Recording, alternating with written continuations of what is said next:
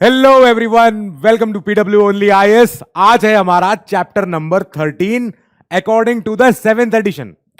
कईयों के पास पुरानी एडिशन होगी, उसमें ही चैप्टर नंबर 12 के नाम से दिया हुआ है, क्योंकि 7th एडिशन में एक बोनस चैप्टर था पार्ट 1 में, जो हमने लास्ट क्लास में कवर किया हुआ है। तो अब आने वाले चैप्टर्स एक एक नंबर आगे खिसक गए ना। अब यहीं से हमारा चैप्टर नंबर 13 है। कुल मिला के पार्लियामेंट्री सिस्टम जो भी बता रहा है वो किसी ना किसी तरीके से आप पहले सुन चुके हो या पढ़ चुके हो, पर ये आगे आने वाले पार्लियामेंट की भूमिका बता रहा है। पहले से ही भूमिका रेडी कर रहा है। जब पार्लियामेंट चैप्टर आएगा, जब मोशन पढ़ेंगे, जब सारे के सारे इमरजेंसी प्रोविजन पढ़ेंगे, उसके पहले के हमको एक हल्का सा आइडिया हो जाए कि भैया पार्लियामेंट्री सिस्टम क्या बनाने का प्रयास कर रहा था।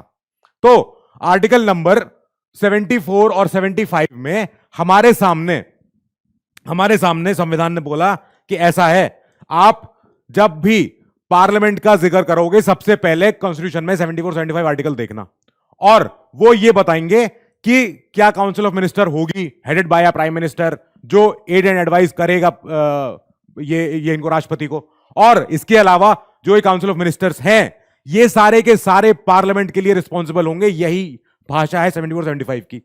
सेम टू सेम पैरेलल 163 164 में यह बताया गया है कि जो एक राज्य में, छोटे राज्य में, यूपी बिहार राजस्थान, इन वाले राज्यों में जो विधानसभा होती है, तो इनमें से भी एक ऐसे मुख्यमंत्री बनते हैं।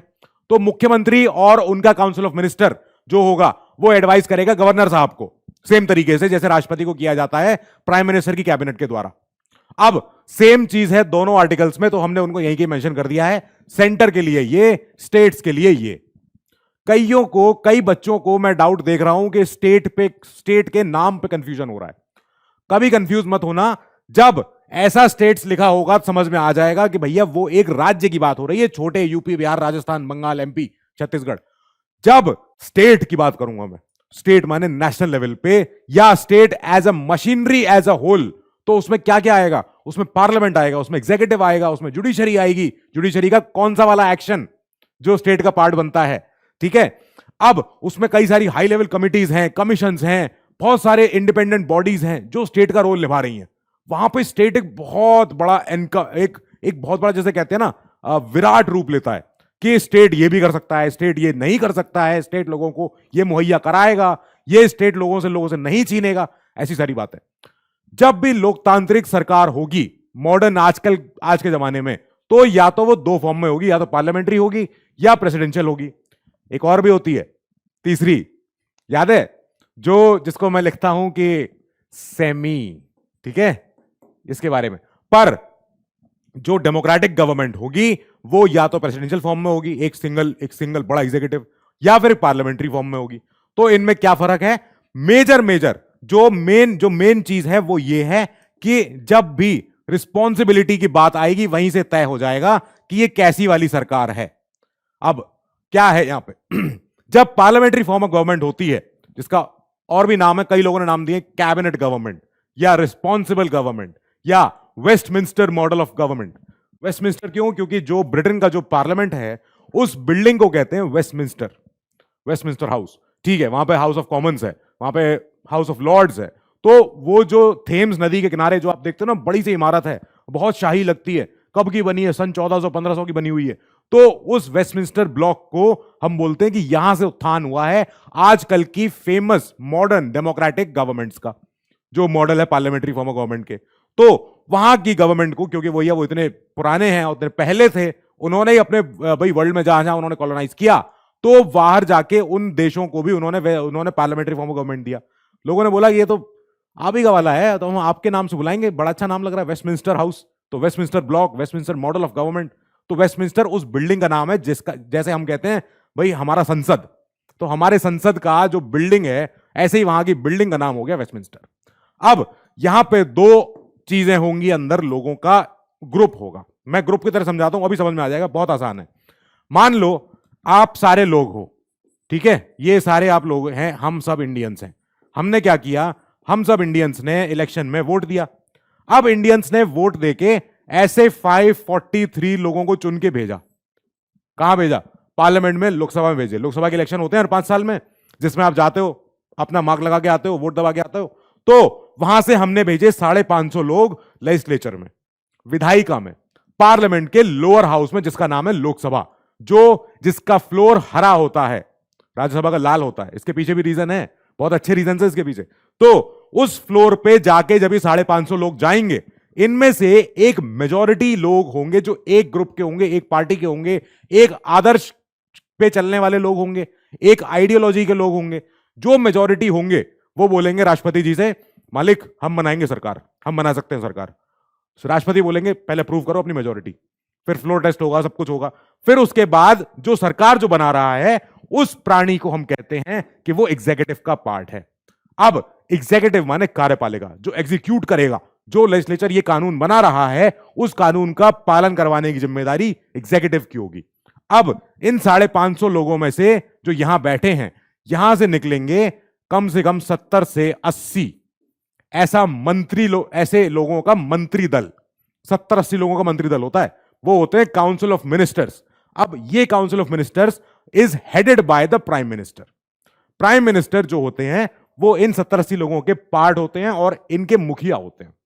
तो वो राष्ट्रपति को बोलते हैं कि साहब मेरे पास मेजॉरिटी है और मैं सरकार बनाने के भाई मेजॉरिटी के फॉर्म में हूं, मैं पूरा स्ट्रांग हूं। तो राष्ट्रपति बोलेंगे मेजॉरिटी है, हाँ है, अब आप एक काम करो, आप तो बन गए प्राइम मिनिस्टर, बाकी कहां है आपका मंत्री दल, कौन है? तो फिर पीएम साहब बोलेंगे कि ऐसा है मेरे पास डिफेंस मिनिस्टर ये है, होम मिनिस्टर ये है, यही सारे जो मेरे मेजॉरिटी के लोग हैं, मैं ज्यादातर उन्हीं में से चुनना चाहूंगा।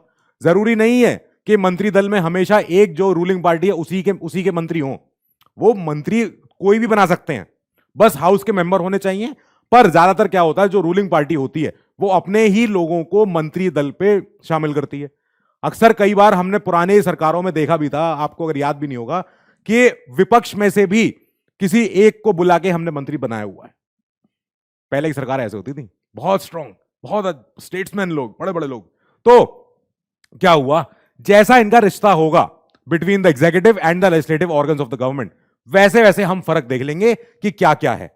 तो हम इंडियंस ने, ये सारे इंडियंस हैं, मैं ऐसे अलग कर दूं नहीं तो समझ में नहीं आएगा, ये इंडियंस ने चुन के भेजे 550 लोग, 543 लोग। इन 543 लोगों ने ऐसे कुछ 70-80 लोग ढूंढे जो मेजॉरिटी में हैं, जिनके पास मेजॉरिटी वो प्रूव कर रहे हैं, उनके पास लेजिस्लेचर यानी इन 550 लोगों का कॉन्फिडेंस है कि हां आप बनाओ, चलो सरकार हम देखेंगे, ये भाई हम देखेंगे, टेस्ट भी करेंगे बाद में कितनी अच्छी सरकार चल रही है। अब इनमें से 70-80 लोग ऐसे चुने जाएंगे जो बोलेंगे कि हम हैं मंत्री दल, हम हैं काउंसिल ऑफ मिनिस्टर्स, हम हैं एग्जीक्यूटिव का पार्ट। अब ये एग्जीक्यूटिव के पार्ट भी हैं, यानी ये इन 550 लोगों में से चुन के आए हैं ना, तो ये 550 लोगों के साथ है ही, मेंबरशिप तो हाउस की है ही इन लोगों के पास। तो यानी कि क्या हुआ कि पार्लियामेंट के कोख से पैदा हुआ है एग्जीक्यूटिव। अब यहां पे ये चीज नहीं होती है। राष्ट्रपति, ये जहां पे प्रेसिडेंशियल, जहां पे फॉर्म ऑफ गवर्नमेंट होती है, यहां पे एक नॉन रिस्पॉन्सिबल गवर्नमेंट होती है, या फिर नॉन पार्लियामेंट्री कह लो इसको, या fixed executive system of government होता है।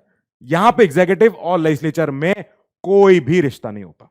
नहीं, ये क्या होता है यहां पे, जैसे यूएस है, तो यूएस में ऐसे ही लोग चुन के भेजते हैं, एक इलेक्टोरल कॉलेज। अब ये हमारे यहां भी होता है जब राष्ट्रपति का चुनाव होता है, इलेक्टोरल कॉलेज। यहां के हम यूएस के डायरेक्ट जनसंख्या ऐसा इलेक्टोरल कॉलेज बना के चुन के भेजती है। फिर ये लोग बैठ के तय करते हैं कि हमारे राष्ट्रपति कौन होगा। अब राष्ट्रपति के बाद ये चुनाव भी करती है यहां की जनता, और ये वाला चुनाव भी करती है कि वहां का हाउस ऑफ रिप्रेजेंटेटिव्स वहां पे कौन कौन कांग्रेसमैन होंगे, कौन कौन सेनेटर होंगे। तो हमारे यहां तो एक ही इलेक्शन हुआ है लोकसभा का, जिसमें से सरकार निकल के आ गई। यहां पे क्या हुआ, लोगों ने सरकार भी चुनी है और लोगों ने वहां का विधायिका भी चुनी है, लोगों ने वहां की लेजिस्लेचर भी चुनी है।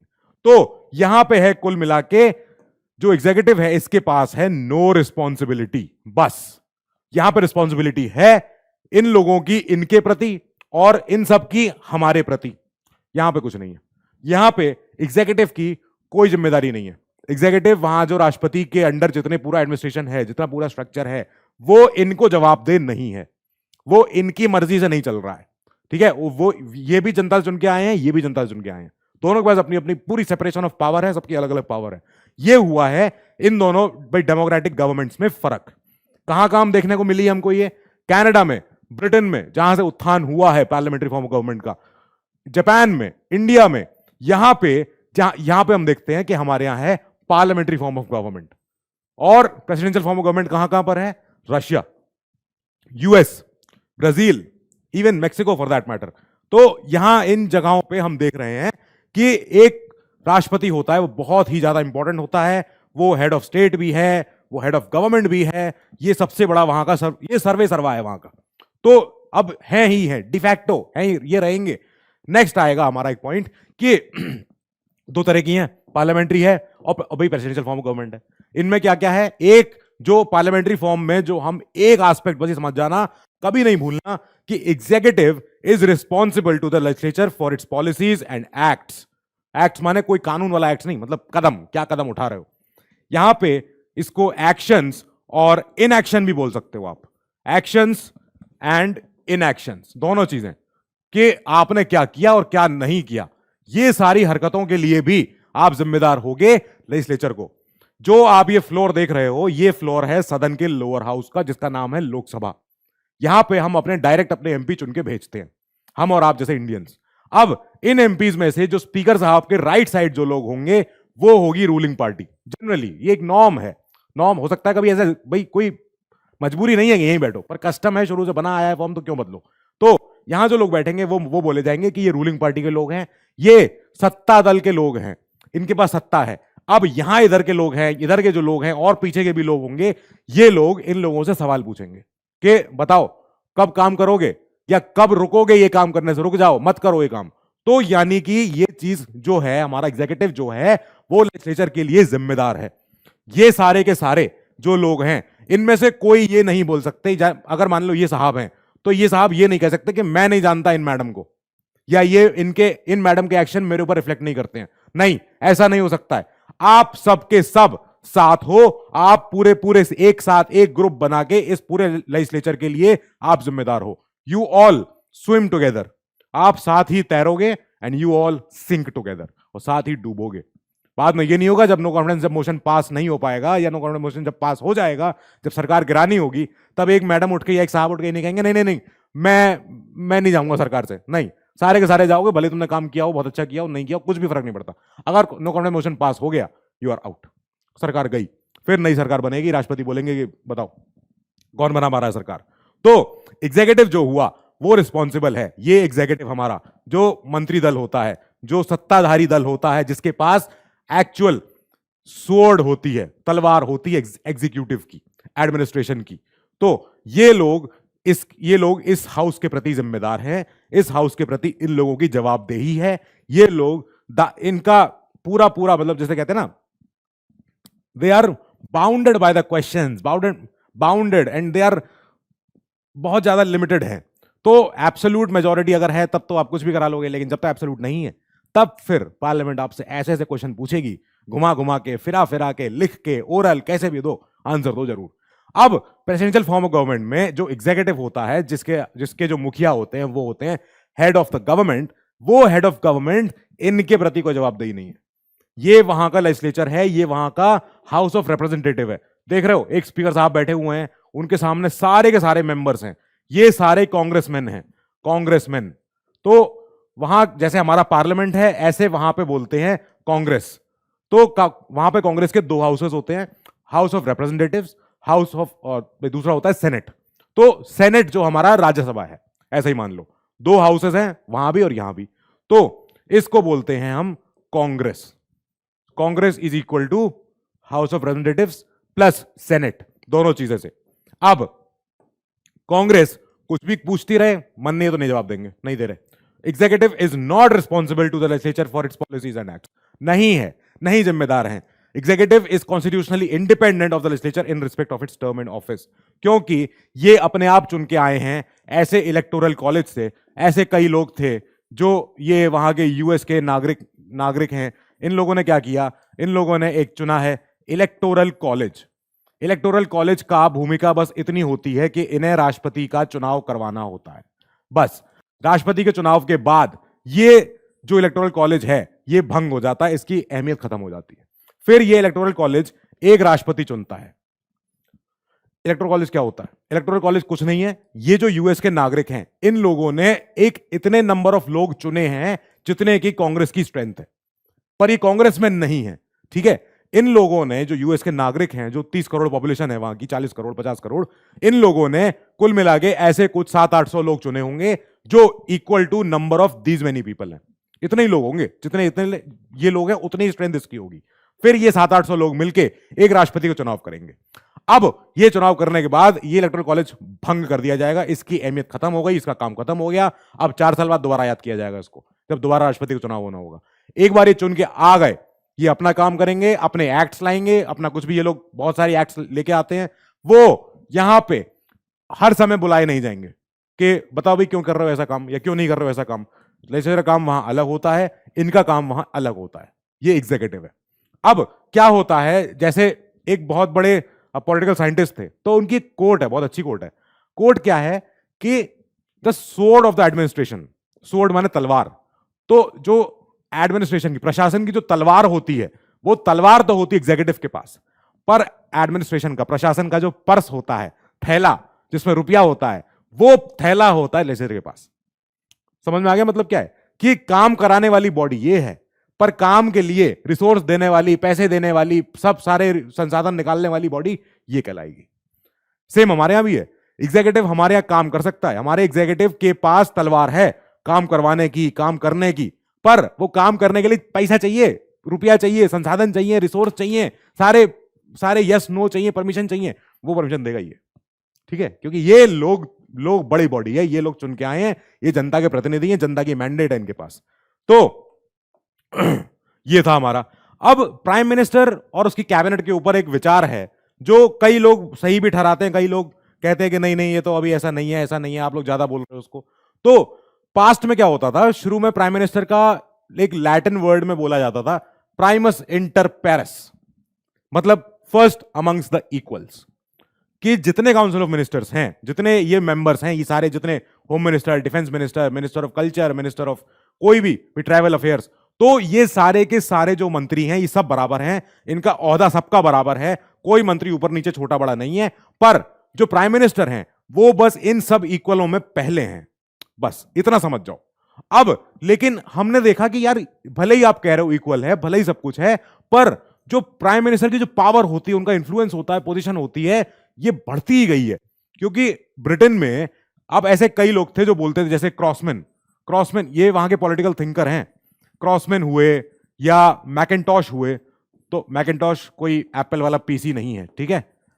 ये ऐसे लोगों ने बोला कि सर आप सोच के देखो, ये जो प्राइम मिनिस्टर है, ये इसके पास बहुत पावर है, बहुत इंफ्लुएंस है, हर जो सवाल होता है प्राइम मिनिस्टर से होता है, हर जो शाबाशी तारीफ मिलती है प्राइम मिनिस्टर को मिलती है कि सर आपने किया है। चर्चिल हुए, क्लेमेंट एटली हुए वहां के, ग्रैनविल ऑस्टिन हुए, sorry not Granville Austin, Greenville हुए, तो ये वहां के जो प्राइम मिनिस्टर्स हैं, इनके ऊपर जिम्मेदारी भी है, इनके ऊपर शाबाशी लेने का पूरा पूरा इनका ताज भी है। अब जब हम देख रहे हैं कि हर हफ्ते प्राइम मिनिस्टर जाता है राजा के पास, वहां का जो किंग है, जो क्वीन है, कुछ भी कह लो, मोनार्क है, तो उस राजा के पास हर हफ्ते जाता है, उनको बोलता है कि महाराज जी, योर हाइनेस, योर मैजेस्टी, जो भी, कि इस हफ्ते मेरी सरकार ने आपके नाम पे ये बिल पेश करना चाहा है, लो साइन करो इस पे, चलो। तो अब एक सोचो, जो ब्रिटेन देश का जो राजा है, उससे पावर छीन के दे दी गई है एक सरकार को, जिसका मुखिया है प्राइम मिनिस्टर। तो प्राइम मिनिस्टर की हैसियत तो है, और इसीलिए कई लोगों ने बोला है कि प्राइम मिनिस्टर का रोल बहुत डोमिनेंट हो गया है, इसीलिए हम इसको बोलेंगे अब से prime ministerial form of government, के राष्ट्र के ये प्रेसिडेंशियल और भाई इसको पार्लियामेंट्री फॉर्म में मत बोला करो, इसको बोला करो प्रेसिडेंशियल और प्राइम मिनिस्टीरियल, दोनों फॉर्म में। ये समझ में आ रहा है, ये ज्यादा आसान है, क्योंकि ऐसे बड़े बड़े थिंकर्स ने बोला है कि ब्रिटिश सिस्टम ऑफ गवर्नमेंट जो है वो एक prime ministerial form of government है, जिसमें एक पीएम की ही चलती है, पीएम चाहे कुछ भी पास करवा सकता है अगर मेजोरिटी है तो, बस मेजोरिटी वैसे होती है। तो सेम कंटेक्स्ट हमारे यहाँ भी, सेम इंडियन कंटेक्स्ट में भी सेम ये चीज ट्रू है, होती है, क्योंकि हम भी देखे हैं, हम भी देख रहे हैं कि कितना आसान है। जब मेजोरिटी होती है तो प्राइम मिनिस्टर की, अपनी कैबिनेट की कितनी हैसियत होती है, और कुछ भी बम रश कर सकते हैं वो, कोई भी एक्ट, कोई भी रूल, कोई भी कानून। नाउ जब अब कुछ हम देखेंगे फर्क, तो क्या क्या है, मैंने देखो आपकी बुक में अगर आप देखोगे तो उसमें आपको ना अलग अलग पैराग्राफ में पहले भाई पहले तो पहले तो इनका मिलेगा, पार्लियामेंट का मिलेगा, फिर मिलेगा राष्ट्रपति वाला मिलेगा।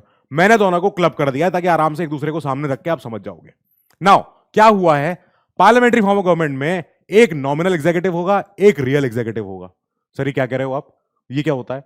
तो नॉमिनल एग्जीक्यूटिव कौन होगा? जिसका मुखिया होता है राष्ट्रपति। आपसे मैंने पहले क्वेश्चन ही पूछा था, आपने बताया भी था कईयों ने आंसर। तो जो राष्ट्रपति होता है वो एक डिज्योर टाइटुलर नाम के लिए, बस टाइट्यूलर, ये एक नाम के लिए मुखिया है, पर जो रियल पावर है, जो डिफेक्टो पावर है, वो रहती है प्राइम मिनिस्टर के पास। तो राष्ट्रपति जो हुए एक पार्लियामेंट्री फॉर्म ऑफ गवर्नमेंट में, यहां पे वो एक डिज्योर हेड है। डिज्योर हेड माने एक बस नाम के, टाइट्युलर, बस टाइटल मिला हुआ है, पर ज्यादा उनके पास पावर नहीं है। वो हेड ऑफ स्टेट हैं, और प्राइम मिनिस्टर जो है वो हेड ऑफ गवर्नमेंट है। रियल पावर, डिफेक्टो पावर जो है वो यहां है। अब जैसे आपने डिफेक्टो या डिज्योर वर्ड ही कहां से सुने, तो ये आप जब भी एलएसी वगैरह के बारे में, एलओसी वगैरह के बारे में चर्चा करोगे ना, तो वहां पे आपको मिलेगी ये वाले वर्ड दोबारा, कि हमारी एलओसी यहां तक है, हमारी एलएसी यहां तक है, पर डिफेक्टो बॉर्डर ये खिंचा हुआ है। ये वहां से आता है कि डिफेक्टो माने हकीकत में क्या है, बताओ सच में क्या है, वैसी वाली बात है। नाउ जो आर्टिकल 74 है, 74 क्या कहता है ये, कि एक काउंसिल ऑफ मिनिस्टर होगा जो कि हेडेड बाय द पीएम है, वो एड एंड एडवाइज करेगा द प्रेसिडेंट। ये advice is binding on the president, क्योंकि 42nd 44th अमेंडमेंट हो चुका था, उसमें बोल दिया गया कि आर्टिकल 74 जो है, जो ये बता रहा है कि एक council of minister headed by the prime minister, ये जब कोई एडवाइस देंगे, कोई हेल्प करेंगे राष्ट्रपति को, और वो कोई एडवाइस अगर दे रहे हैं तो क्या एडवाइस मानी जाए? तो 42nd अमेंडमेंट ने बोला यस, माननी पड़ेगी राष्ट्रपति को, अब कोई सुनवाई नहीं। तो जब भी प्राइम मिनिस्टर प्लस इनकी कैबिनेट या इनका काउंसिल ऑफ मिनिस्टर, एक्चुअली तो काउंसिल मिनिस्टर, अब 70-80 लोग मिलकर राष्ट्रपति को थोड़ी बोलने जाएंगे कोई चीज, तो क्या होगा कि पीएम साहब जाते हैं खुद। अब पीएम साहब जाके राष्ट्रपति जी को बोलेंगे कि मैडम प्रेसिडेंट, मेरे कैबिनेट ने, मेरे काउंसिल ऑफ मिनिस्टर ने, मेरी सरकार ने आपके नाम पे एक बिल पास करना है, ये बिल दोनों हाउस से पास हो चुका है, आपके सामने ये रहा साइन करने के लिए, प्लीज कीजिए। अब इसके बाद राष्ट्रपति जी ये नहीं कह सकती है कि मैं थोड़ा सोच लूं इस पे, जी नहीं। जब पार्लियामेंट ने पास कर दिया है, जनता के प्रतिनिधियों ने पास कर दिया है, तब आप क्यों उसको रोक रहे हो, तब आप क्यों उसको मना कर सकते हो? तो हमारे ऐसे चलता है कि इनके नाम पे ये सरकार चलाते हैं, इनके नाम पे। जो आप देखते हो कि आप जब फ्यूचर में ऑफिसर्स बनोगे तो आपका अपॉइंटमेंट कौन करेंगे? आपका अपॉइंटमेंट करेंगे राष्ट्रपति जी। और इसके बाद ये आप देखो कि देश का हाईएस्ट हेड ऑफ स्टेट आपको अपॉइंटमेंट लेटर दे रहा है कि आप मेरे नाम पे अपॉइंटेड हो, जाओ जाके स्टेट में काम करो, मेहनत करो। अब लेकिन आपके लिए जो रूल्स, गाइडलाइंस, रेगुलेशन, सर्विसेज का कंडीशन, सबको जो बना रहा है, वो बना रहा है एग्जीक्यूटिव, वो बनाएगा हमारा डीओपीटी, वो बनाएगा हमारा मिनिस्ट्री। अब इधर क्या हो रहा है, यहां पे जो राष्ट्रपति जो होते हैं वो हेड ऑफ स्टेट भी हैं। हेड ऑफ स्टेट जब होंगे तो वो एक सेरेमोनियल पोजीशन में रहेंगे, कि सेरेमोनी मतलब सेरेमनी जहां होती है, जहां बहुत सारे फंक्शन होते हैं, जहां बहुत सारा इनको सम्मान में, तीज त्योहार में बुला के इनको बहुत ज्यादा इनको एकदम बोला जाता है, आइए मालिक बैठिए। तो हेड ऑफ स्टेट के फॉर्म में वो एक सेरेमोनियल पोजीशन ग्रहण करते हैं। जब वो हेड ऑफ गवर्नमेंट होते हैं, क्योंकि दोनों ही वही है, दोनों ही राष्ट्रपति ही है, तो जब हेड ऑफ गवर्नमेंट है तब वो रियल एग्जीक्यूटिव एक ऑर्गन लीड कर रहा है सरकार का, एक रियल एग्जीक्यूटिव ऑर्गन। तो हेड ऑफ गवर्नमेंट भी है वो, हेड ऑफ स्टेट भी है वो, और अमेरिकन प्रेसिडेंट। यही जो इनका कल्चर है, ये फॉलो किया ब्राजील ने, यही फॉलो किया है रशिया ने भी, और यही फॉलो किया मैक्सिको ने भी। बहुत सारे वहां पे हुए हैं। नाउ कम्स एक और पॉइंट इनका पार्लियामेंट्री गवर्नमेंट का, सेकंड पॉइंट है द मेजॉरिटी पार्टी रूल। अब ये प्रॉब्लम भी है और अपने आप में एक अच्छाई भी है। तो पॉलिटिकल पार्टियां जब चुनाव लड़ती हैं, जिसके पास भी सबसे ज्यादा मेजॉरिटी सीट्स होगी 543 में से, 543 में से कई पार्टियां लड़ रही हैं, Congress, Bhajpa, communist party, TMC, ये वो बहुत सारे हैं।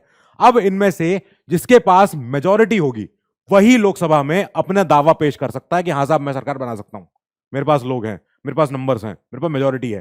तो मिनिस्टर्स, ये मिनिस्टर्स और प्राइम मिनिस्टर हैं, ये राष्ट्रपति ही अपॉइंट करेंगे। राष्ट्रपति पहले पूछते हैं हाँ भाई तुम में से लीडर कौन है, एक एमपी साहब बोलेंगे मैं हूं, बताओ। तो बोलेंगे क्या भाई सरकार बना सकते हो? हाँ साहब बना सकते हैं। तो बताओ तुम्हारी कैबिनेट कहां है, तो बताओ तुम्हारी काउंसिल मिनिस्टर कौन है। अब आप बहुत बार पूछ रहे हो सर ये कैबिनेट और काउंसिल मिनिस्टर में फर्क क्या है?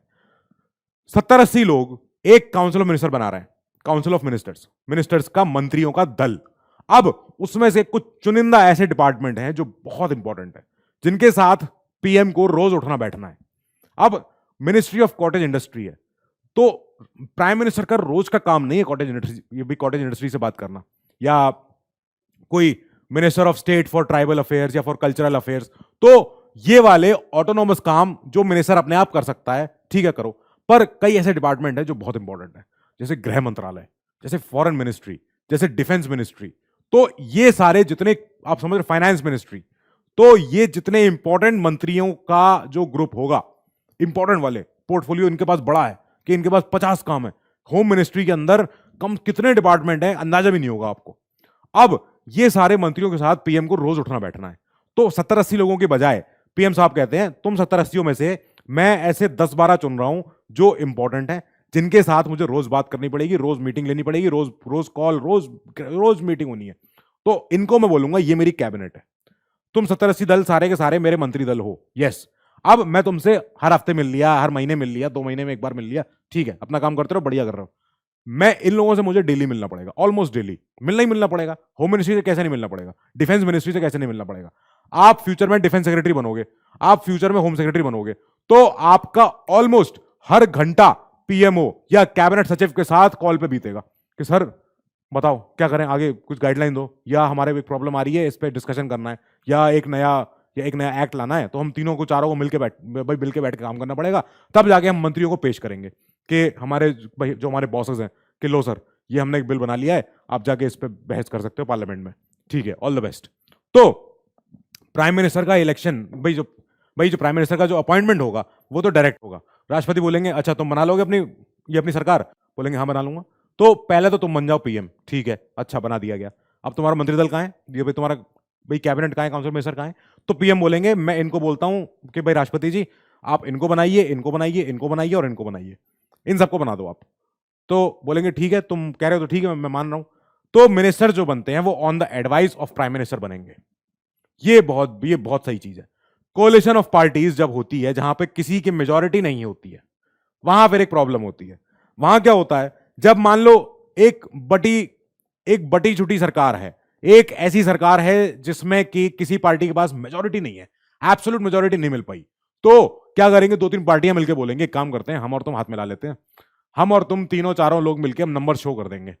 नंबर शो हो जाएंगे तो राष्ट्रपति जी हम में से किसी एक को लीडर बनाएंगे, बोलेंगे कि हाँ अच्छा तुम प्राइम मिनिस्टर हो, चलो बनो। तो ऐसी कोलिशन वाली सरकार जो होती है, जो गठबंधन की सरकार होती है, जिसमें कई सारी पार्टियां मिलकर एक साथ बैठती हैं और फिर बोलती हैं लाओ हम सब मिलकर सरकार बना लेंगे। तो इन सरकार बनाने में क्या होगा कि जो एक पीएम तो बन गए पहले, कोई भी एक पीएम होंगे इस पूरे लोगों के। अब इसमें से एक जना मिलकर ऊपर उठ के बोलेगा कि एक काम करो, होम मिनिस्ट्री मेरी पार्टी का आदमी हो जाएगा, डिफेंस मिनिस्ट्री तुम्हारी पार्टी का आदमी ले लेगा, फॉरेन मिनिस्ट्री तुम्हारी तीसरी पार्टी का आदमी ले लेगा। ऐसा कर सकते हैं, ठीक है चलेगा। पार्टियां बोलेंगे नहीं चलेगा, हमें तो होम मिनिस्ट्री भी हमारी पार्टी का चाहिए, पीएम भी हमारी पार्टी का चाहिए, डिफेंस मिनिस्ट्री भी हमारी पार्टी का चाहिए। तो फिर इनमें आपस में झगड़ा भी होगा, किसी तरह कंसेंसस आएगी, किसी तरह आपस में मिल बांट के ये लोग बोलेंगे ऐसा एक काम करो, 2 साल के लिए तुम बन जाओ, 2 साल बाद में ये बन जाएंगे, 1 साल बाद में मैं बन जाऊंगा, ऐसे होगा। तो ये तो होती है गठबंधन में जब जोड़ तोड़ की सरकार होती है, जब गठबंधन की सरकार होती है, कोलिशन गवर्नमेंट जब होती है, तो इन्हें फिर ऐसे करना पड़ता है क्योंकि इनके पास कोई एक सिंगल पार्टी की मेजोरिटी नहीं है। जब सिंगल पार्टी की मेजोरिटी है तो कोई प्रॉब्लम ही नहीं है, एक प्राइम मिनिस्टर है, उनकी अपनी कैबिनेट है, जिसको मर्जी चाहे उसको बनवा दें। अब इधर क्या होगा, प्रेसिडेंशियल फॉर्म ऑफ गवर्नमेंट में प्रेसिडेंट ये तो खुद इलेक्ट हुए हैं लोगों द्वारा, जो लोगों ने चुन के भेजा इलेक्टोरल कॉलेज। अब इलेक्टोरल कॉलेज जब चुन के भेज दिया, इसका तो काम खत्म हो गया, राष्ट्रपति का टेन्योर हो गया फिक्स, 4 साल राष्ट्रपति जी नहीं जा रहे, नहीं जा सकते, कोई नहीं लाने वाला। नाउ ये तब तक नहीं जाएंगे जब तक महाभियोग अभियान नहीं चल जाएगा इनके खिलाफ, इंपीचमेंट। राष्ट्रपति के ऊपर इंपीच करने की पावर है लेजिस्लेचर के पास, कांग्रेस के पास एक ये पावर है। कांग्रेस वैसे तो नहीं हटा सकती राष्ट्रपति को, क्योंकि बार बन गए तो बन गए, जब तक कोई बहुत ही ग्रेव अनकॉन्स्टिट्यूशनल एक्ट नहीं हो गया हो।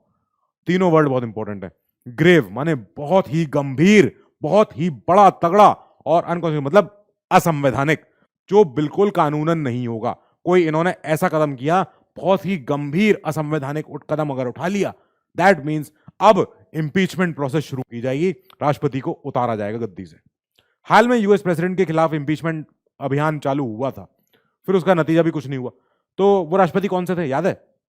नाउ ये होता है यूएस में कि वहां पे भैया एक प्रेसिडेंट है जिसको इलेक्टोरल कॉलेज ने चुन के भाई चुन के खड़ा किया है। अब उसके अपने लोग होंगे, हटेगा नहीं, फिक्स टेन्योर है, 4 साल तक नहीं हटेगा जब तक कि इंपीचमेंट नहीं हो। ये हो गया। कब कब इंपॉर्टेंट बनता है? ये सबसे इंपॉर्टेंट फीचर है हमारे पार्लियामेंट्री फॉर्म ऑफ गवर्नमेंट का। यही है हमारे बेडरॉक। बेडरॉक, ये बेडरॉक है। ये क्या हुआ सर? बेडरॉक माने यही है वो फाउंडेशन जिसके ऊपर पार्लियामेंट्री फॉर्म ऑफ गवर्नमेंट टिकी हुई है। क्या है आर्टिकल 75?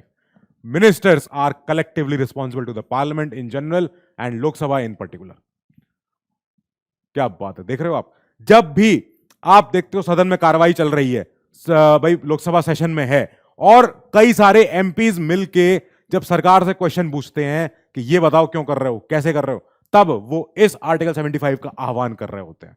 क्योंकि पार्लियामेंट ने लोकसभा से एक एग्जीक्यूटिव पैदा किया है, और इस एग्जीक्यूटिव से अगर ये मेरी कोख से पैदा हुआ है, मेरा बच्चा है, तो एक मां होने के नाते मेरा पूरा हक है मैं बच्चे से क्वेश्चन पूछूं कि बेटा क्यों, कि बेटा कब करोगे, कब पढ़ोगे, जाके कब खेलने जाओगे, तुम्हारा टाइम है कि नहीं, तुम्हारे स्कूल में कैसे नंबर आ रहे हैं दिखाओ जरा। तो ऐसे ही लोकसभा में खासकर, और पार्लियामेंट इन जनरल पूरा ही, क्योंकि पार्लियामेंट में दोनों हाउसेज हैं, लोकसभा राज्यसभा भी, तो लोकसभा तो पर्टिकुलरली उन्हें सवाल पूछेगी ही पूछेगी उनसे, क्योंकि बताओ तुम कैसे कर रहे हो।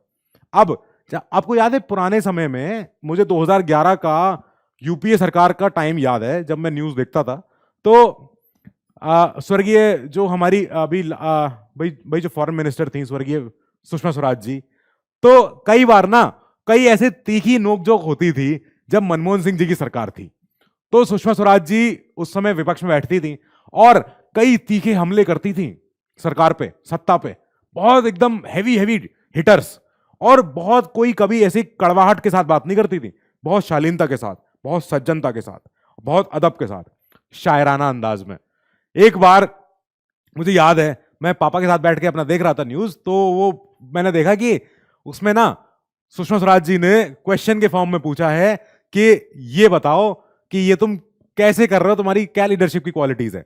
उन्होंने शायराना अंदाज में पूछा था कि हमें ये बता कि काफिला कैसे लुटा, ठीक है, तू इधर उधर की ना बात कर, ये बता काफिला कैसे लुटा, हमें रहजनों का गिला नहीं, तेरी रहबरी का ख्याल है।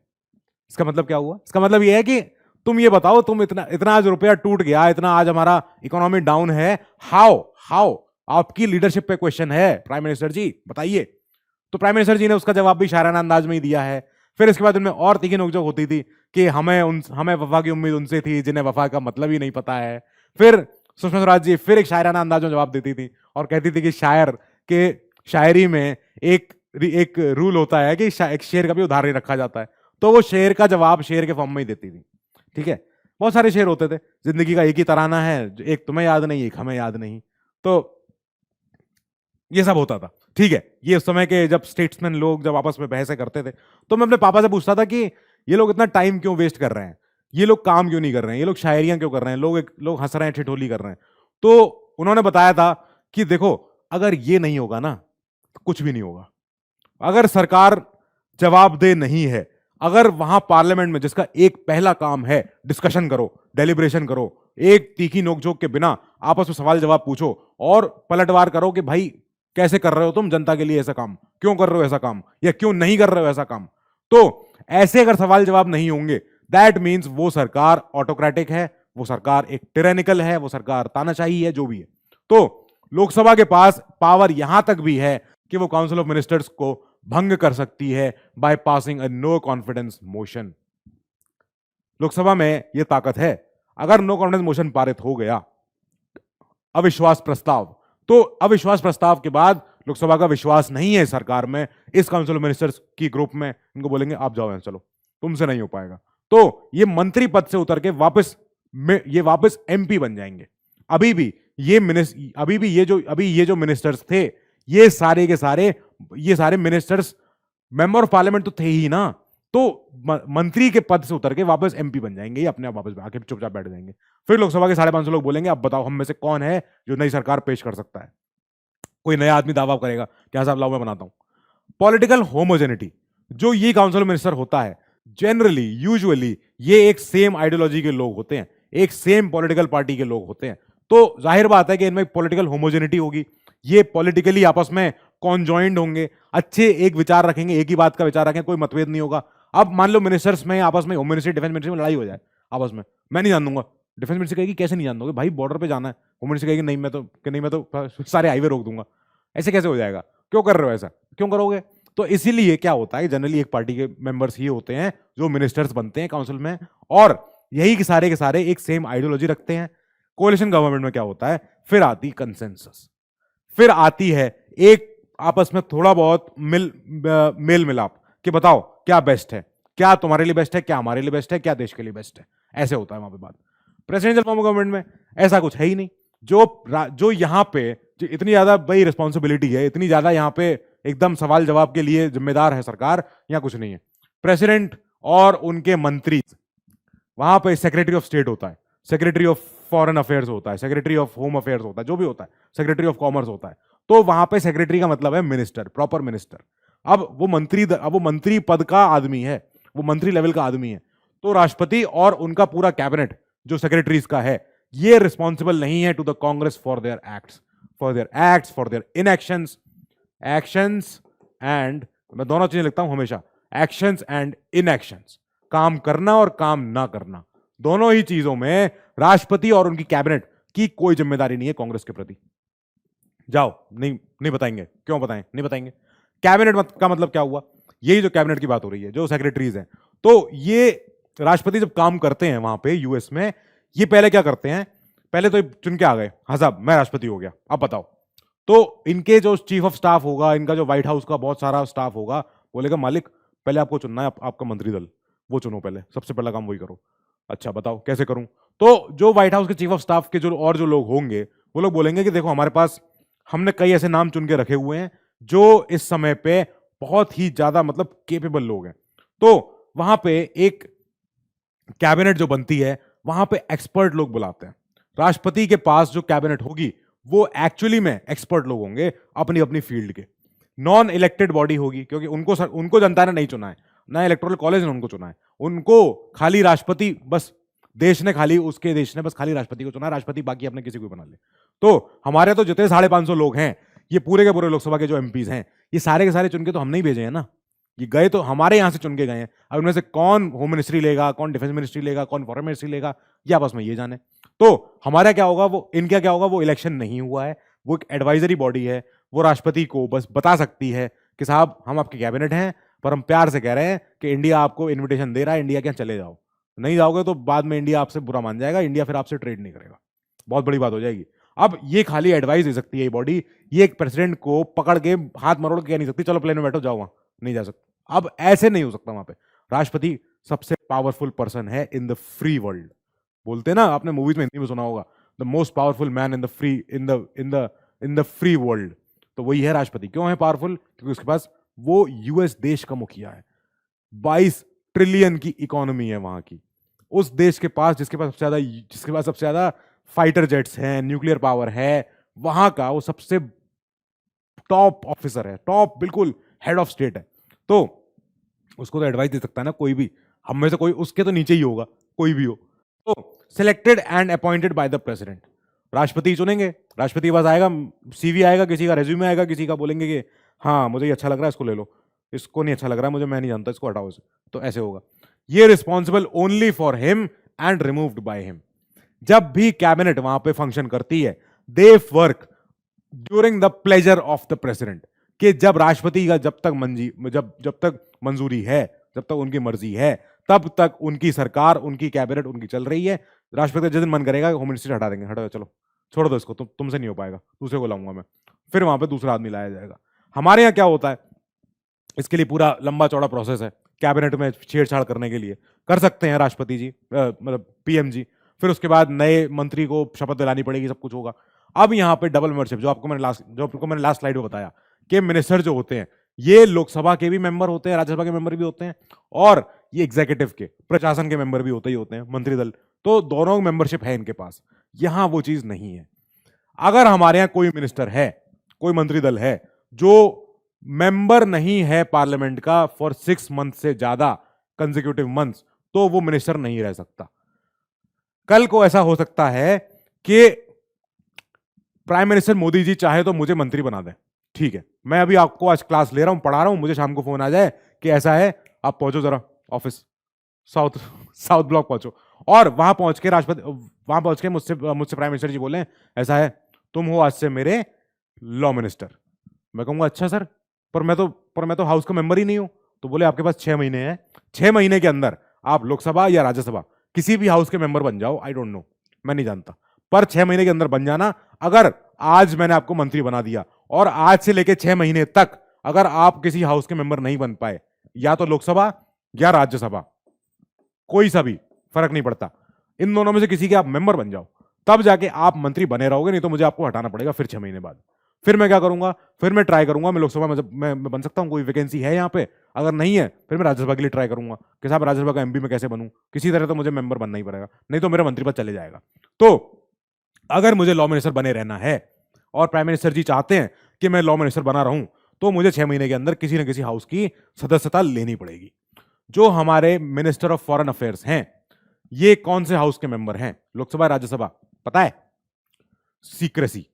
ये सीक्रेसी माने मतलब इसको हम सीक्रेट रखते हैं कि मिनिस्टर्स के पास एक सीक्रेसी फॉलो करने का, सीक्रेट रखने का एक उनका दायित्व होता है। जितनी भी प्रोसीडिंग होती है, पॉलिसीज होती हैं, डिसीजंस होते हैं, जो मिनिस्टर, कैबिनेट, सचिव, इनके सारे जो लेते हैं, ये कहीं भी जाके बाहर जाके कुछ भी नहीं बोल सकते, खासकर ये तो बिल्कुल भी नहीं बोल सकते, तो क्योंकि बहुत इंपॉर्टेंट पोस्ट है इसलिए। अब जो मिनिस्टर्स होते हैं वो एक शपथ लेते हैं, ओथ ऑफ सीक्रेसी लेते हैं, जो राष्ट्रपति उनको दिलवाता है कि मैं शपथ लेता हूं कोई भी ऐसी सीक्रेट बात जिससे कि देश का नुकसान हो सकता है, नेशनल इंटरेस्ट में, कहीं किसी को बाहर जाके नहीं बोलूंगा, जब तक कि मुझे बोला नहीं जाएगा बोलने को, तब तक मैं नहीं बोलूंगा। ये होगा। तो यहां पे क्या हुआ, प्रेसिडेंट का और उनके सेक्रेटरीज का सदस्यता की कोई जरूरत नहीं है कांग्रेस में, एंड वो अटेंड भी नहीं करते, वहां के सेशन नहीं करते हैं, उन्हें मतलब ही नहीं है। प्रेसिडेंट, सेक्रेटरी अलग चल रहा है व्हाइट हाउस में। अब जो कैपिटल हिल है जहां पे कांग्रेस बैठती है, जहां पे हाउस ऑफ रिप्रेजेंटेटिव्स बैठते हैं, सेनेट बैठती है, वो है तो एक कंपाउंड वॉशिंगटन डीसी के एक एरिया में ही है, पर क्या हो रहा है, व्हाइट हाउस अलग काम कर रही है और कांग्रेस अलग काम कर रही है, प्रॉपर पूरा पूरा।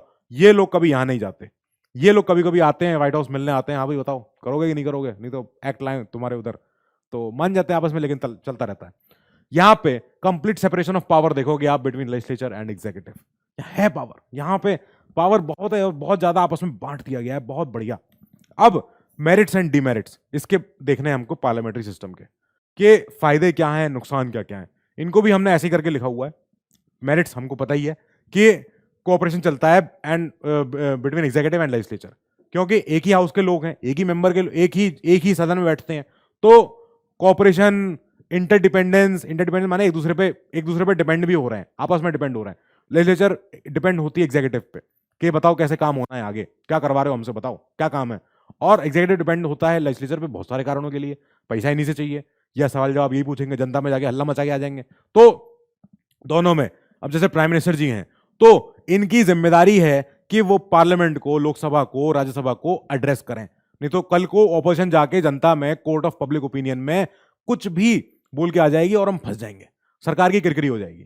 तो इसीलिए यहां पे पार्लियामेंट्री सिस्टम में एक मेरिट है कि यहां बहुत होती है आपस में हार्मनी, बहुत बहुत सहयोग होता है, बहुत आपस में, जैसे कहते हैं ना, एक हिंदी वर्ड है बहुत अच्छा उसके लिए, बहुत ही प्यार मोहब्बत से, आराम से गुजर बसर होती है लेजिस्लेचर में, एग्जीक्यूटिव में। नाउ कोई डिस्प्यूट होते हैं तो कम होते हैं, कॉन्फ्लिक्ट होता है वो कोई ज्यादा दिन के लिए नहीं होता, बहुत लंबे दौर के लिए नहीं रहता है, शांत हो जाता है। पर एक डिमेरिट क्या देखने को मिला हमें देखने को यह मिला, जब अटल जी की सरकार हमने देखी, क्या हुआ था अटल जी की सरकार का, गवर्नमेंट की मेजॉरिटी जा सकती है, कब जाएगी, जब अविश्वास प्रस्ताव, नो कॉन्फिडेंस मोशन जब पास हो जाएगा, और पॉलिटिकल डिफेक्शन या ब्रेकडाउन ऑफ कोalition कुछ भी हो सकता है, किसी भी फॉर्म में सरकार की एकदम धज्जियां उड़ सकती हैं, सरकार खत्म हो सकती है रातों रात, और हुई है, हमने देखा है। अटल जी की सरकार जब पहली वाली आई थी तो 13 दिन की सरकार आई थी, 13 दिन में उन्हें रेजिग्नेशन देना पड़ा था। कितनी बड़ी बात थी ये कि एक सरकार बनाई, 13 दिन में पता नहीं क्या काम कर पाए, समझ भी पाए, उसके बाद ही अविश्वास प्रस्ताव आ गया, खत्म हो गई सरकार। फिर वो दोबारा आए, जीत के आए, कायदे से इस बार सरकार बनाएंगे, फिर बनाई उन्होंने। तो क्या हुआ कि गवर्नमेंट जब भी मेजोरिटी लूज कर जाती है, या तो अविश्वास प्रस्ताव पारित हो गया हो, वही लोकसभा ने बोल दिया कि इस सरकार पे हमें विश्वास है ही नहीं, no confidence, no confidence on this government, get out, नहीं चाहिए, तो सरकार चली जाएगी। या पॉलिटिकल डिफेक्शन हो जाए, माने क्या हुआ कि जो मंत्रियों का दल है, जो सत्ताधारी पक्ष है, उसमें से कई लोग बोलेंगे इस पार्टी के ही साथ नहीं है हम, ये पूरी सत्ता, ये पूरा सत्ता दल जो है हम इसके खत्म है, हम इसको सपोर्ट नहीं करते, जा रहे हैं यहाँ से, उठ के चले गए, छोड़ दिया इनका साथ, वो हो सकता है। या जब कोलिशन, जो गठबंधन है, जो जोड़ तोड़ की सरकार है, जो कोलिशन होता है, अगर वही टूट जाए कि भाई ऐसा है, 3 पार्टियां थी, 3 पार्टियों में से एक पार्टी का जो मेंबर था वो बना था मुखिया, प्राइम मिनिस्टर, अब वो अपनी अपनी कर रहा था, दोनों पार्टियों ने, बाकियों ने बोला कि हम तुम्हारा साथ ही नहीं है इस कोलिशन में, नहीं रहेंगे तुम्हारे साथ, हम जा रहे हैं, अभी के अभी उठ के गए, सरकार गई उनकी, लो बैठे रह गए, अपना ही काम करते, अपने ज्यादा ही काम हो गया उनसे, अब होगा ही नहीं काम उनसे कुछ। नेक्स्ट एक मेरिट देखो आप, मेरिट क्या है, वही सबसे इंपॉर्टेंट जो मैं देखता हूं, responsible government, ministers are responsible to the parliament, ये बहुत बड़ा फीचर है। जब आप देखते हो कि स्पीकर जी के सामने जब इतने सारे लोग आगे खड़े हो जाते हैं, तब स्पीकर जी की जिम्मेदारी होती है उस सरकार से पूछना कि क्यों आ रहे हैं ये लोग यहां तक, देखो कुर्सी के पास तक आ गए, कुछ भी फेंक देंगे, कुछ कागज मार के फेंक देंगे, कोई कुर्सी उठा के फेंक देगा, कुछ भी कर देगा, क्या देख रहे हो क्या होने वाला है, जवाब दो इनको, शांत करो इनको। इसका मतलब क्या है कि पार्लियामेंट एक्सरसाइज करता है control over ministers through various devices, कई सारे उनके पास इंस्ट्रूमेंट हैं, कई सारे तरीके हैं, क्या क्या, क्वेश्चन आवर है, क्वेश्चन आवर, अभी अगले जब पार्लियामेंट चैप्टर आएगा ना, वहां पढ़ेंगे पूरा पूरा क्या है ये सब में, क्या होगा, क्वेश्चन आवर होगा, डिस्कशन होगा, डेलिब्रेशन होगा, आर्ग्यूमेंट्स होंगे, एडजर्नमेंट मोशन होगा, नो कॉन्फिडेंस मोशन होगा, कई सारी चीजें हैं जिनकी वजह से, जिनके होने से पार्लियामेंट जो है पूरा पूरा एग्जीक्यूटिव पे कंट्रोल रखता है, बना के रखता है कि बता के चलो हमको, अपने मन से कुछ भी करते नहीं चलोगे, इतना हक नहीं दिया तुमको किसी ने, हमने बनाया है, हम सवाल पूछेंगे, हमें बताओ। यहां पे एक डिमेरिट आ गया है। डिमेरिट क्या है कि यार पॉलिसी की कंटिन्यूटी नहीं बन पाती है। अब क्या हुआ कि ये अगर मान लो सरकार चेंज हुई, पार्टी चेंज हुई, कोई इस बार पार्टी कोई और है, अगली बार पार्टी कोई और आ गई, तो पिछली पार्टी ने जो सरकार ने जब कोई नीतियां बनाई थी, हो सकता है नई पार्टी को पसंद नहीं आए, नहीं करे, नहीं जाने दे। अब system is not conductive for the formulation and implementation of long term policies. जो पॉलिसीज 10, 15, 20, 25 साल की नजर को देखते हुए चली थी, ऐसी कई पॉलिसीज हैं, ठीक है, जिन पॉलिसीज ने सोचा कि हम 15 से 20 साल में, मान लो ऐसा अगर चलता रहे, सारी सरकारें करती रहे, तो पॉपुलेशन पे भाई नियंत्रण आ जाएगा, ठीक है। या हम 15-20 साल का आइडिया लगा के सोच रहे हैं कि हम एक काम करेंगे, हम इतने ज्यादा एफॉरेस्टेशन करेंगे, प्लांटेशन करेंगे, तो हमारा जो है ग्रीन कवर जो है इंडिया का बढ़ जाएगा। पर क्या हुआ, अगली सरकार आई, अगली सरकार ने 5 साल बाद बोला कि अबे उनकी ये पॉलिसी हटाओ, हमें नहीं चाहिए वाली पॉलिसी, लो हट गई पॉलिसी। जितना उन्होंने इतनी मेहनत करी, रिसर्च करी, आप जैसे फ्यूचर ऑफिसर्स ने इतनी ज्यादा आप रिसर्च करोगे, इतना ज्यादा आप डिटेल्ड प्रोजेक्ट रिपोर्ट बना के दोगे सरकार को, सरकार कहेगी बहुत बढ़िया, बहुत अच्छा लग रहा है, पर हमारे पास कुल मिला के 2 ही साल हैं, 2 साल बाद हम चले जाएंगे, 2 साल बाद हम चले जाएंगे, कोई और पार्टी आएगी, हो सकता है वो इस पॉलिसी को ना माने, तो रखे रहो इसको अपने पास, आपकी मेहनत बेकार हो गई। ये एक प्रॉब्लम है। प्रॉब्लम यही है कि जब भी रूलिंग पार्टी में चेंज होगा तो चेंज हो जाता है पॉलिसीज में भी, बस ये हो रहा है, हुआ भी है। और uncertainty of the tenure of the government, ये तो है ही, तो पता ही है, सरकार का टेन्योर ही फिक्स नहीं है। सब आपके जैसे फ्यूचर ऑफिसर्स का टेन्योर फिक्स है, आपके जैसे फ्यूचर ऑफिसर्स का पोस्टिंग फिक्स है, आपके जैसे फ्यूचर ऑफिसर्स का सैलरी, कंडीशंस, टर्म्स सब कुछ बढ़िया है। पर जो सबसे बड़ा जो आपके बॉसेस हैं, जो टेम्पररी एग्जीक्यूटिव है, जो टेम्पररी जो हमारा जो सत्ता है, उसका कुछ टेन्योर फिक्स ही नहीं है, क्योंकि नाम में उनका टेम्पररी है। वो टेम्पररी क्या, 5 साल क्या, वो 2 साल नहीं चल पाए, क्या पता, अगर नो कॉन्फिडेंस मोशन पारित हो गया तो, या डिफेक्शन हो गया तो, या भैया कुछ और हो गया तो, कुछ भी हो सकता है। नाउ मेरिट एक और है पार्लियामेंट्री फॉर्म ऑफ गवर्नमेंट का, कि इसमें डेस्पोटिज्म नहीं होता। डेस्पोटिज्म माने तानाशाही कुल मिला के, कि एकदम ही इनके पास एब्सोल्यूट पावर मिली हुई है। तो executive authority is vested in a group of individuals and not in a single person. यहां कोई हिटलर नहीं हो सकता है। जो पावर मिली है, जो प्रशासन का जो तलवार है, जो पूरा ताकत है, वो मिली हुई है एक ग्रुप ऑफ इंडिविजुअल्स को, जिनको हम कहते हैं काउंसिल ऑफ मिनिस्टर्स। ये सारे के सारे मंत्री दल, जिसका मुखिया प्राइम मिनिस्टर होगा। अब इन मंत्री दलों को पावर दी गई है, पर बजाय एक पर्सन के। अब हमें समझ में आ रहा है कि ये कितना फ्लिम्जी है, ये कितना सच है और कितना झूठ है, तो अभी हम देख लेंगे इसको। एग्जीक्यूटिव जो होता है is responsible to the parliament and can be removed by an ordinary motion. Same बात वही, डिमेरिट वही है, जो ये मेरिट है ना, इसी का डिमेरिट ये ही है और कुछ है ही नहीं, कि कैबिनेट की डिक्टेटरशिप हो जाती है, कैबिनेट की तानाशाही चलती है। कब? जब रूलिंग पार्टी के पास एब्सोल्यूट मेजॉरिटी होती है in the house, in the parliament, the cabinet becomes autocratic. ये एक एच.जे. लस्की साहब थे, इन्होंने ये कोट लिखा भी था कि parliamentary system gives the executive an opportunity for tyranny.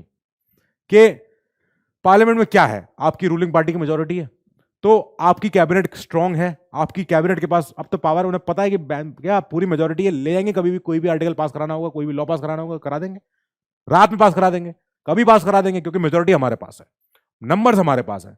जब तक नंबर है, जब तक एब्सोल्यूट मेजॉरिटी है, कोई रोकने वाला ही नहीं है, कोई इन्हें बोलेगा ही नहीं। अब अपोजिशन है, मान लो 550 लोगों में से कुल मिला के 150-200 लोग हैं जो अपोजिशन के हैं, तुम बोलते ही रहो, को तुम खूब हल्ला करो, हमारे पास 250-300 से ज्यादा लोग हैं, बाय, सुनना ही नहीं किसी की, तुम हल्ला कर रहे हो, करते रहो, बाद में सुबह सुनेंगे, रात में कानून पास करा लेंगे। ऐसा होता है, ऐसा हुआ भी है। तो खैर ये एक डिमेरिट था, पर एक और फायदा भी देखो, जब भी रूलिंग पार्टी की मेजॉरिटी खत्म हो जाती है, जब भी रूलिंग पार्टी का मेजॉरिटी टूट जाती है, मेजॉरिटी नहीं रहती है, तो जो राष्ट्रपति होंगे, जो स्टेट के मुखिया होंगे, हेड ऑफ द स्टेट, अब ये हेड ऑफ द स्टेट बोलेंगे तुम आओ, तुम में से कौन है जो अपोजिशन में तुम तब से हल्ला कर रहे थे पिछले 2 दिन से, 2 महीने से, इधर आओ, बताओ, तुमने सरकार गिरवा दी उनकी, तुम बना लोगे सरकार? हाँ सर बना लेंगे सरकार, बना के दिखाओ, लाओ, देखें कैसी बनाते हो। तो हेड ऑफ द स्टेट फिर बुला सकते हैं एक अपोजिशन पार्टी को टू फॉर्म द गवर्नमेंट, बनाओ लाओ। और जो विपक्ष के मुखिया होते हैं, the leader of the opposition, तो लीडर ऑफ द ऑपोजिशन को बोला जाता है कि आप विपक्ष के मुखिया हो और आपके पास कोई ऑल्टरनेटिव प्राइम मिनिस्टर है? बोलेंगे हाँ मैं ही हूं, लो मैं ही रहूंगा प्राइम मिनिस्टर, मैं हूं, मैं बना रहा हूं सरकार, लाओ मैं बना के दिखाता हूं। फिर एक और फायदा है, वाइड रिप्रेजेंटेशन, ये एक फायदा है। अब जो काउंसिल ऑफ मिनिस्टर्स होते हैं, यहां पे क्या है, जो मंत्रिदल होता है, बहुत बार प्राइम मिनिस्टर को ये चीज दिमाग में रखनी होती है कि मुझे सारे लोगों को प्रतिनिधित्व मिल जाए मेरी कैबिनेट में, मेरे काउंसिल, मेरे मंत्रिदल में। कैसे मिलेगा?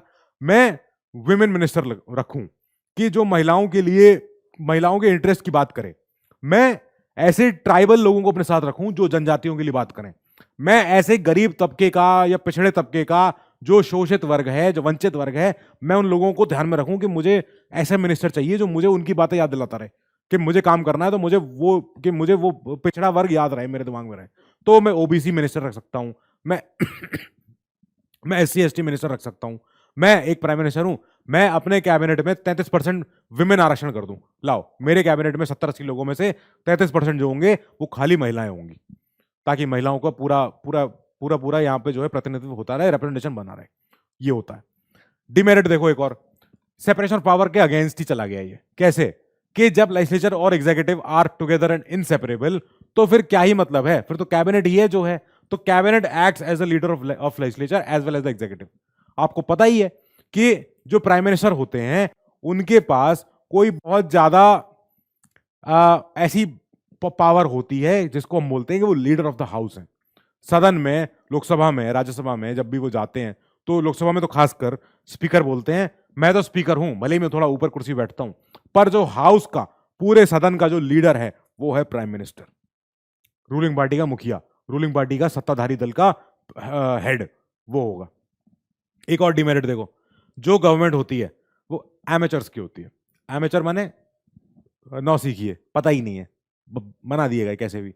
प्राइम मिनिस्टर के पास बहुत ही लिमिटेड चॉइस होती है कि जो एमपीज हैं उनमें से ही चुनना है। अब किसको चुनूं, किसमें काबिलियत है, किसमें कैपेबिलिटी है, कौन इतना पढ़ा लिखा है, कौन है। अगर मैं रेलवे मिनिस्टर किसी को बनाऊं तो क्या उसको रेलवे की समझ है, क्या उसको इंजीनियरिंग आती है, क्या उसको mechanical, civil, electronic, electrical engineering कुछ भी पता है? या अगर मैं किसी को फॉरेन मिनिस्टर बनाऊं तो क्या उसको फॉरेन पॉलिसियों का आइडिया भी है? या मैं किसी को डिफेंस मिनिस्ट्री का हेड बनाऊं, भाई अपना बनाऊं, तो क्या उसको हमारे देश के प्रॉब्लम, जितना हमारा सेंसिटिव बॉर्डर्स है, हमारा जितना नेवी हमारा जितना है, क्या उसको आइडिया है इतना, हमारी डिफेंस कितनी स्ट्रांग है, कितनी स्ट्रांग और होनी चाहिए?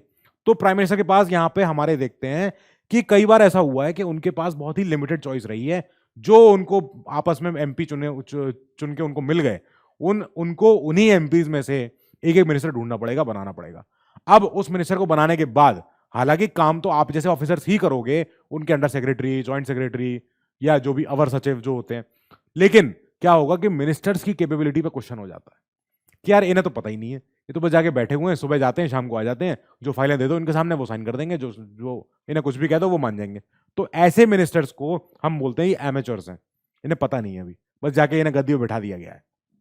अब ये चीज एक प्रॉब्लम है, क्योंकि his choice is restricted to the members of parliament alone and does not extend to external talent। आएगा ही नहीं टैलेंट।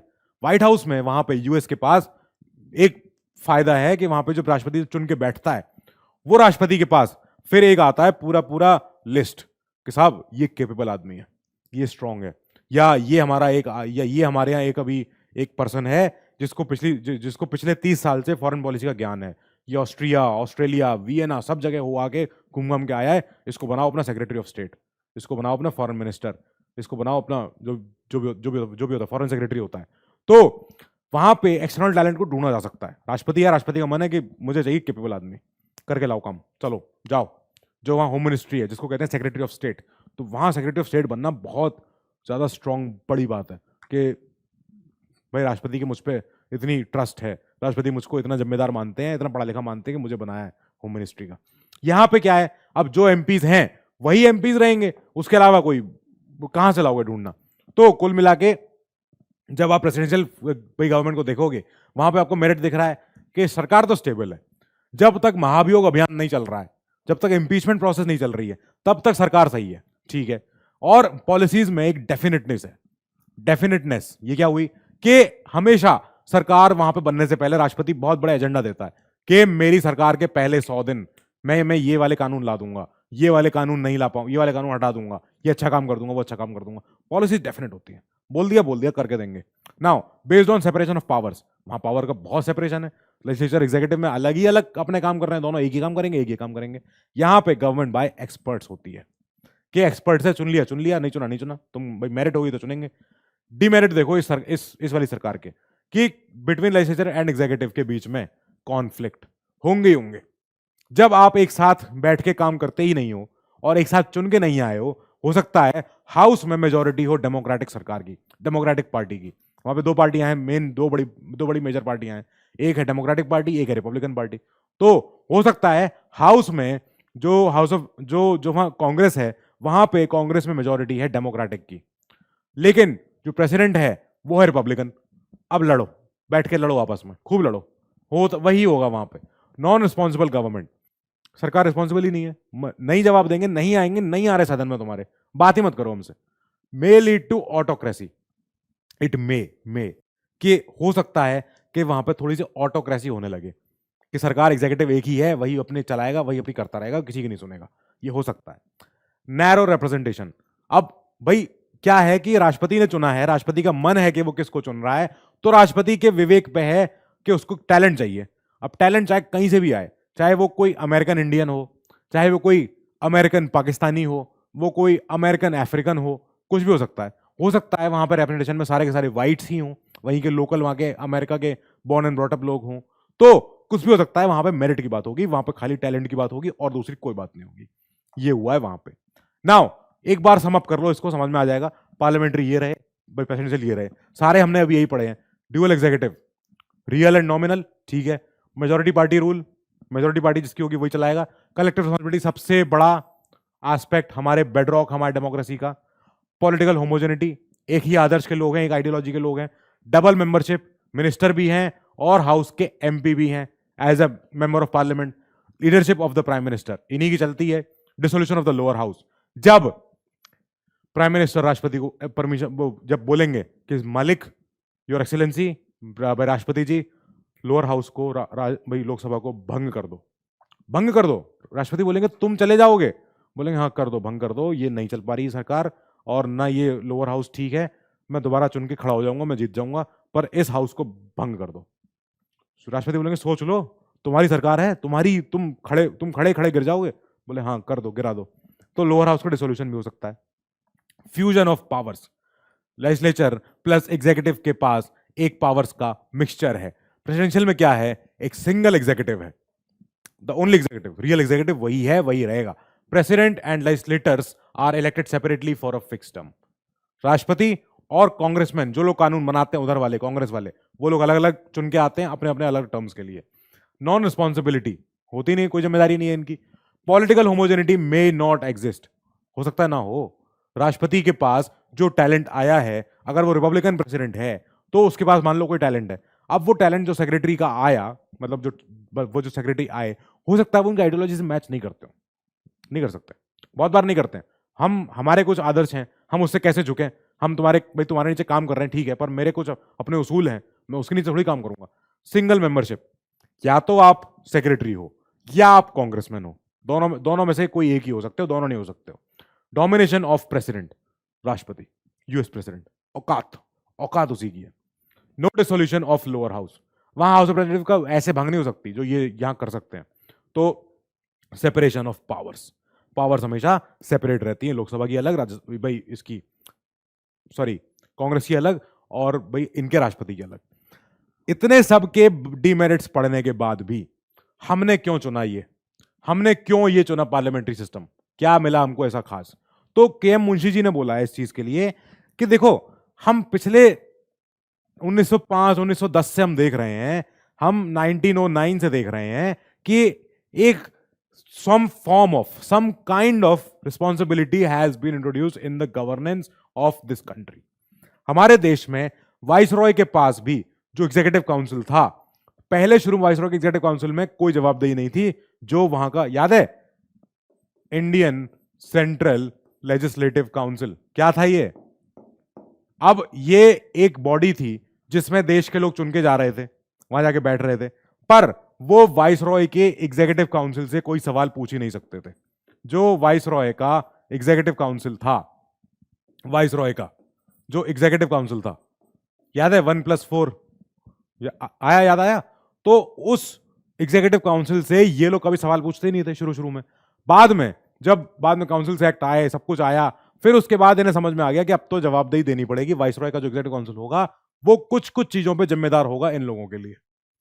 आईसीएलसी में देश भर के लोग हैं, जो कानून बनाने वाली बॉडी हुई, ये उस समय देश की पार्लियामेंट है। अब ये बॉडी इनसे सवाल पूछना शुरू कर चुकी है। तो किसी तरह का पिछले आजादी से जस्ट 30-40 साल पहले हम देख रहे हैं कि कुछ ऐसी फॉर्म ऑफ रिस्पॉन्सिबल गवर्नमेंट आ चुकी है। और अगर एक बार कॉन्स्टिट्यूशनल ट्रेडिशन बन गए हैं, हमारे बन गए हैं पार्लियामेंट्री जैसे, तो हम इसको क्यों हटाएं? फिर हमारे सामने आ चुका है, ब्रिटेन जहां से ये हम पे गुलामी करने आए हैं, तो ये लोग वहां यही फॉलो करते हैं, हम क्यों अलग जाएं और एक नया फिर सिस्टम पूरा अलग से पढ़ें, पूरा यूएस वाला पढ़ें और सब अलग करें? नहीं, हमारे सामने है operation in India before independence है, ड्यूरिंग द ब्रिटिश रूल है, तो फिर हम इसको ऐसे ही रखेंगे। सही लग रहा है, समझ में आ रहा है। कई बार ऐसा भी हुआ है कि लोगों ने इस पे क्वेश्चन पूछा है कि सर ये क्यों, मतलब आप क्यों ऐसा लेके आए हो? तो अंबेडकर जी ने ऑफ कोर्स इसका जवाब दिया है, बोला है देखो, एक जो भी लोकतांत्रिक कार्यपालिका होगा, लोकतांत्रिक जो भी प्रशासन है, उसको 2 कंडीशन सेटिस्फाई करनी पड़ेंगी। क्या क्या? स्टेबिलिटी और रिस्पॉन्सिबिलिटी। अच्छा ठीक है, तो लेकिन क्या होता है कि ऐसा कोई अभी तक सिस्टम ऐसा पैदा नहीं हुआ है जो ये दोनों का दोनों इंश्योर कर दे इक्वली, बराबर से। नहीं कर सकता है, नहीं है। या तो आपके पास अमेरिकन मिलेगा या आपके पास पार्लियामेंट्री मिलेगा। अमेरिकन में आपको स्टेबिलिटी मिलेगी कि आप स्टेबल हो, हिलोगे नहीं, सरकार जाएगी नहीं कहीं भी, पर आपके पास रिस्पॉन्सिबिलिटी नहीं है। फिर ये सत्ता कुछ भी कर सकती है।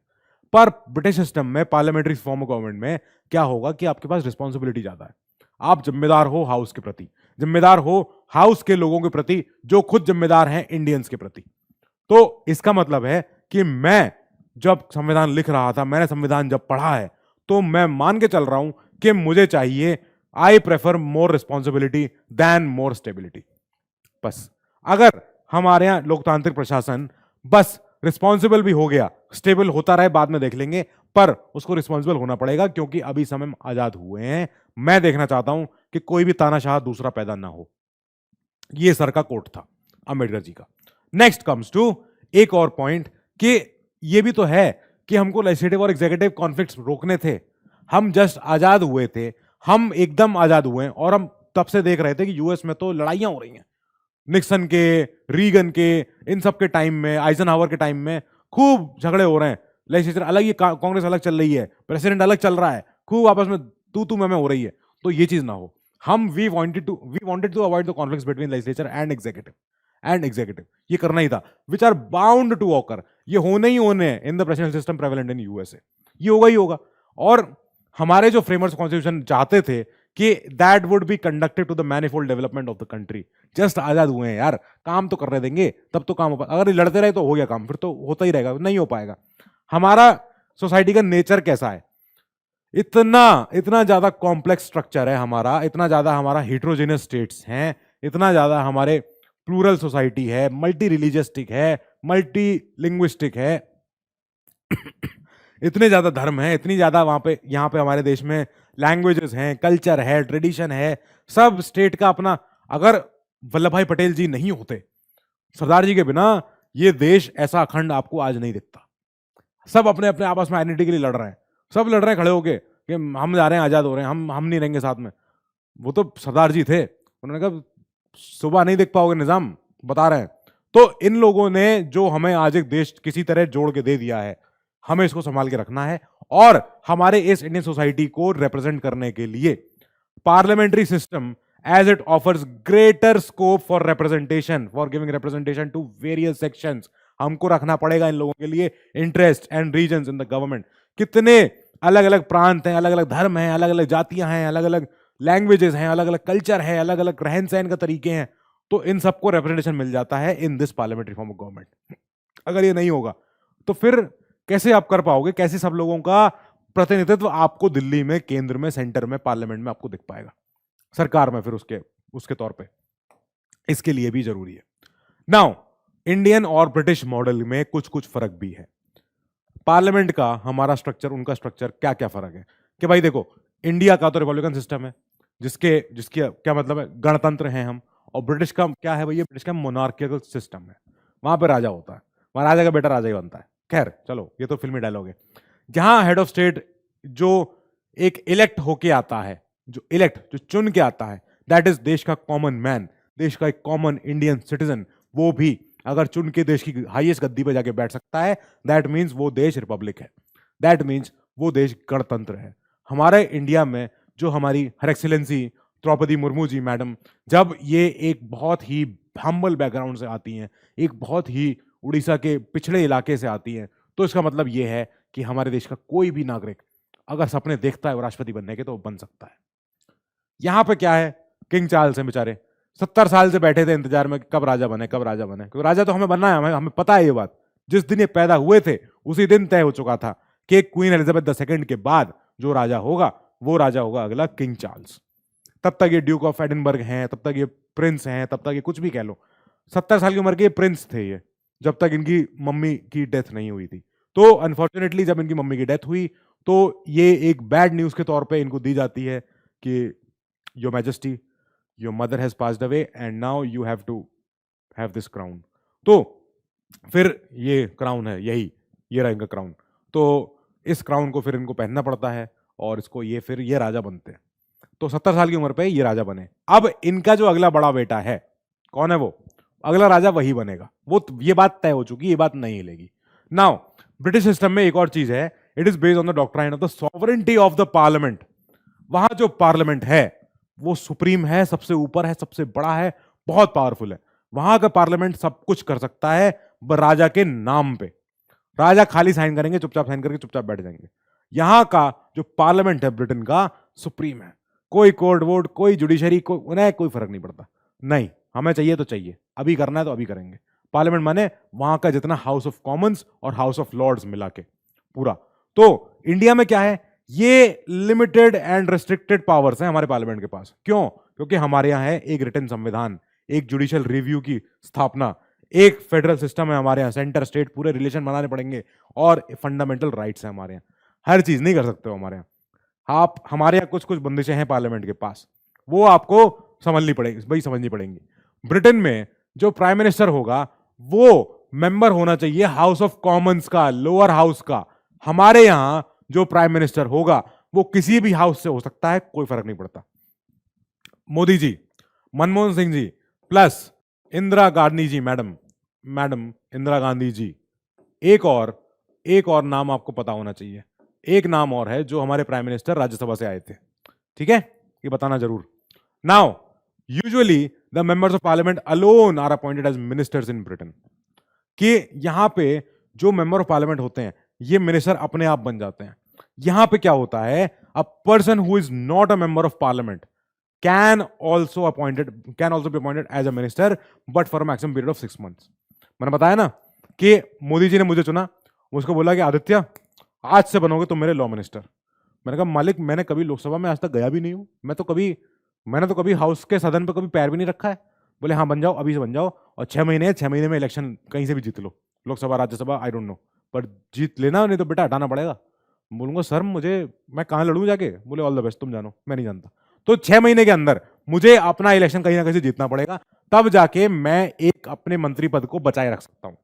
अब यहां पे क्या होगा, यहां इंडिया भाई देखो ब्रिटेन में क्या है कि अगर आप एमपी पहले जनता की मैंडेट आ गई आपके पास, अगर जनता का आशीर्वाद आपको मिल गया है तब जाके आप मंत्री पद बनो, उसके पहले नहीं बन सकते।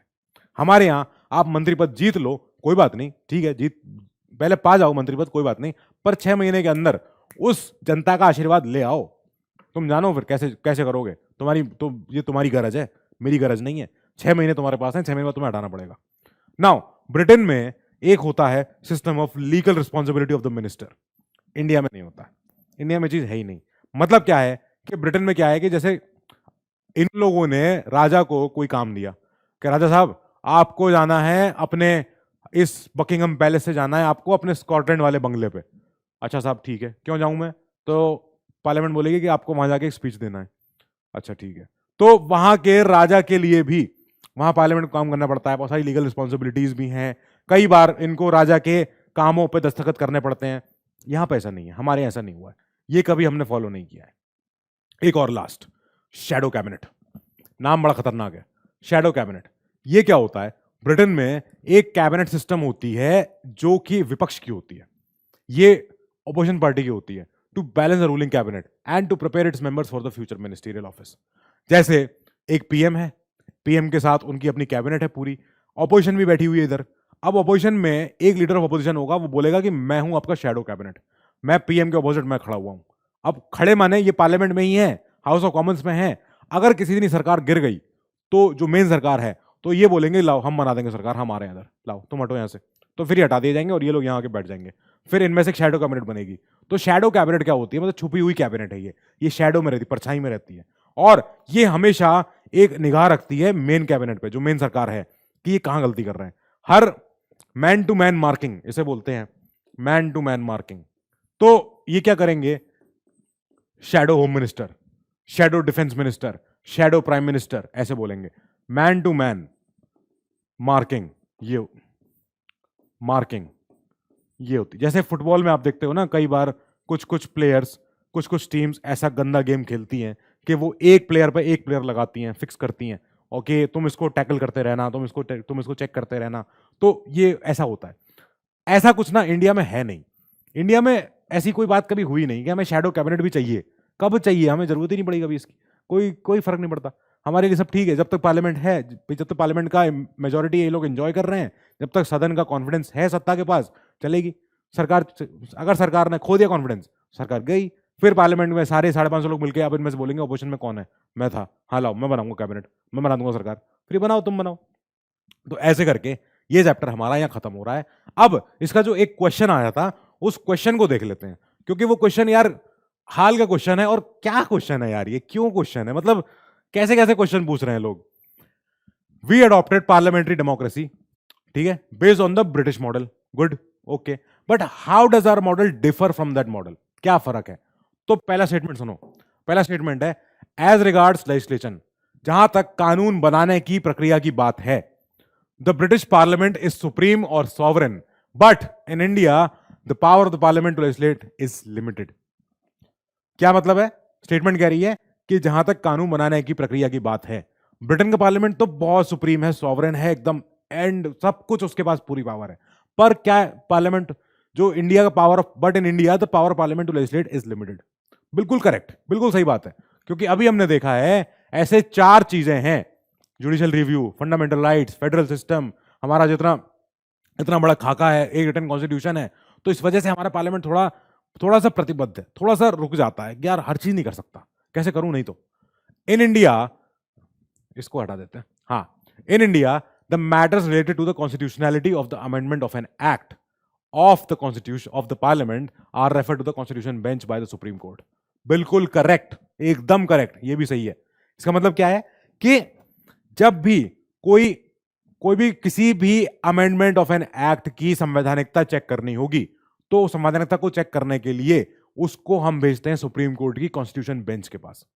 बहुत सारी बेंच होती हैं, सिंगल जज बेंच, डिवीजन बेंच और कॉन्स्टिट्यूशन बेंच। तो कॉन्स्टिट्यूशन बेंच जब बनती है, इस बेंच में जो जजेस बैठते हैं, बेंच माने कुछ बेंच, कोई अलग बेंच नहीं है, मतलब जजेस के बैठने के नंबर को बोला गया है। सिंगल जज बेंच हो गई एक, डिवीजन बेंच हो गई जिसमें 2 जज, 3 जज, 4 जज, 5 जज। जब कोई संविधान के, कोई किसी अमेंडमेंट की, कोई किसी एक्ट के अमेंडमेंट की जब संवैधानिकता चेक करनी होगी, तब वो संवैधानिकता चेक करने के लिए हम उसको भेजते हैं सुप्रीम कोर्ट की कॉन्स्टिट्यूशन बेंच के पास, संविधान पीठ के पास। और ये स्टेटमेंट सही है। तो हमारा कौन सा आंसर हो गया? बोथ 1 और 2 करेक्ट आंसर। सिंपल क्वेश्चन आया था, एक क्वेश्चन दिखा मुझे, ऐसे आसान आसान टुच्चे से क्वेश्चन आ रहे हैं, और पॉलिटी हमारा चैप्टर, हमारा एक और चैप्टर खत्म हो गया। मिलते हैं नेक्स्ट क्लास में। Till then stay healthy, stay safe, good luck.